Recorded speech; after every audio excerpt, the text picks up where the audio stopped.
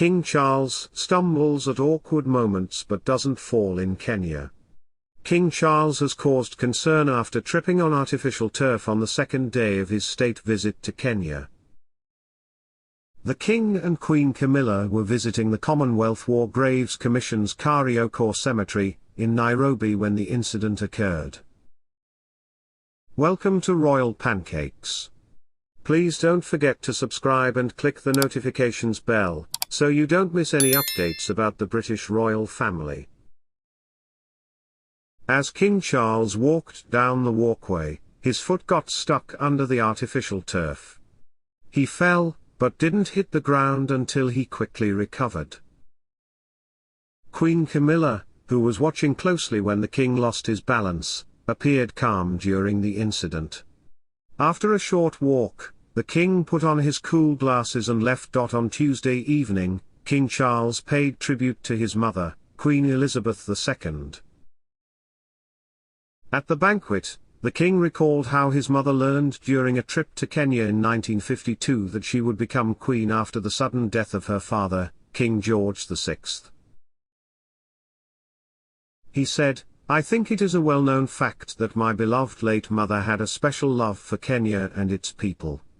She came here in 1952 as a princess but left as a queen." It was very moving to read her travelogue in which she wrote that she did not want to miss a single moment of Kenya's special landscape.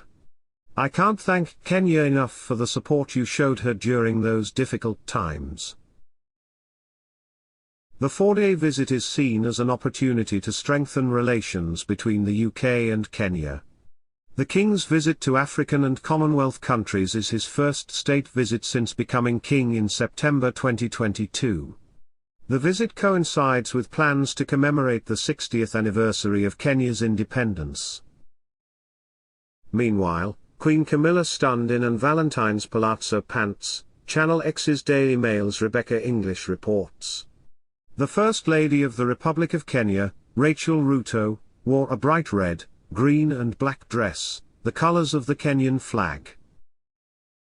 This state visit marks the Queen's first visit to a Commonwealth country since the death of Queen Elizabeth in September 2022. William Ruto. The 4-day stay also coincides with the 60th anniversary of Kenya's independence, officially celebrated on December 12. By leaving the tiara at home, the Queen avoided potential outrage for wearing the monarchy's iconic accessory in a country formerly under British rule and plagued by violence since the Mau Mau uprising of the 1950s, ruthless British-led persecution. The Mau Mau rebellion against British colonial rule and the anti-independence movement in Kenya, led mainly by the Kikuyu people, resulted in tens of thousands of deaths. About 11,000 Mau Mau rebels and others were killed, according to the BBC, but unofficial estimates put 90,000 Kenyans executed and more than 150,000 taken prisoner. King Charles looked back to the past in his stage speech and said, "What unites our people is the intimacy of our shared history. But we also have to recognize the most difficult moments in long and complex relationships." He added, "The past mistakes are the cause of the greatest sadness and deepest regret.